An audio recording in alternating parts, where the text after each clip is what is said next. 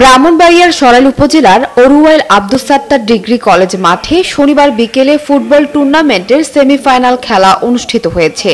এতে প্রধান অতিথি ছিলেন ব্রাহ্মণবাড়িয়া 2 আসনে ধানের শীষ মনোনয়ন প্রত্যাশী জেলা বিএনপির সদস্য আহসান উদ্দিন খান শিপন। স্থানীয় বিএনপি নেতা গাজী মোহাম্মদ সিরাজ মিয়ার সভাপতিত্বে ফুটবল টুর্নামেন্টের সেমিফাইনাল খেলায় আরও উপস্থিত ছিলেন উপজেলা বিএনপি যুগ্ম সম্পাদক মুরাদ সর্দার, উপজেলা বিএনপির সাবেক যুগ্ম সম্পাদক শাওয়ালি উল্লাহ জাবেদ, উপজেলা স্বেচ্ছাসেবক দলের সাবেক যুগ্ম আহ্বায়ক মোহাম্মদ খসরু নোমান, উপজেলা কৃষক দলের সাধারণ সম্পাদক মোহাম্মদ জয়নাল আবেদিন রাজু, উপজেলা বিএনপির ছাত্র বিষয়ক সম্পাদক জামাল উদ্দিন লস্কর, উপজেলা কৃষক দলের যুগ্ম আহ্বায়ক মাওলানা উসমান গনি, উপজেলা ছাত্র দলের সাবেক যুগ্ম সম্পাদক গিয়াসউদ্দিন সোহাগ, নোয়াগাঁও ইউনিয়ন যুবদলের আহ্বায়ক মুর্শেদ জামান জালাল, যুগ্ম আহ্বায়ক নান্নু মিয়া, সোহাগ মিয়া, হাফিজুর রহমান, মৈশান সহ আরো অনেকে। এ সময় প্রধান অতিথির বক্তৃতায় আহসান উদ্দিন শিপন বলেন, আগামী নির্বাচনে জনগণের প্রত্যক্ষ ভোটে বিএনপি যদি রাষ্ট্র ক্ষমতা পায় তাহলে আপনাদেরকে কথা দিলাম এই অরুয়াইল আব্দুস সাত্তার ডিগ্রি কলেজ মাঠটিকে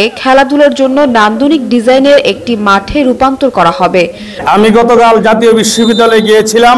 এই মাঠে একটা সুখবর দিচ্ছি, জাতীয় বিশ্ববিদ্যালয়ের মাননীয় ভিসি অধ্যাপক আমানুল্লাহ ফেরদৌস সাহেব এখানে আসবেন। এখানে এসে ছাত্র, শিক্ষক, অভিভাবকদের সাথে কথা বলবেন। আমাদের এই ভাটি অঞ্চলের যে শিক্ষা প্রতিষ্ঠানটি আছে কেমন চলছে এবং বিগত 1 বছর কেমন আমরা চালালাম উনি দেখবেন সরজমিনে। বিশেষ করে অরাইল, পাকশিমুল, চুনটা, পানিশ্বর এই 4টি ইউনিয়নের জনগণের ঐকান্তিক প্রচেষ্টায় আমাদের এই শিক্ষা প্রতিষ্ঠানটি প্রতিষ্ঠিত হয়েছে এবং এই শিক্ষা প্রতিষ্ঠানটিতে বিগত 1 বছর আমি দায়িত্ব পালনকালে যে সকল কর্মসূচি করেছি আপনারা যারা শিক্ষার সাথে জড়িত আছেন, এলাকার সাথে জড়িত আছেন সবাই জানে। অরাইল, পাকশিমুল, চুনটা, পানিশ্বর আমাদের ভাটি অঞ্চলের মানুষের কল্যাণার্থে, খেলাধুলার সুবিধার্থে, শিক্ষার এক্সট্রা কারিকুলাম যত প্রকারের প্রোগ্রাম আছে সব ধরনের প্রোগ্রাম আমরা এই মাঠ ব্যবহার করতে দিব।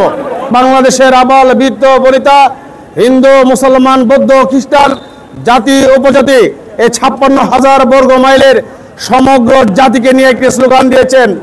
আমরা সেই স্লোগানটি একসাথে ধরব। সবার আগে, সবার আগে, সবার আগে, সবার আগে বাংলাদেশ।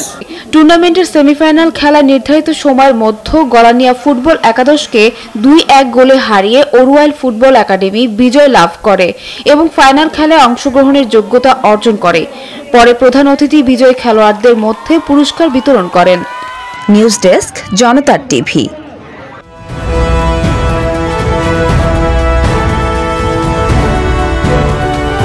জনতার টিভি, জনগণের আয়না।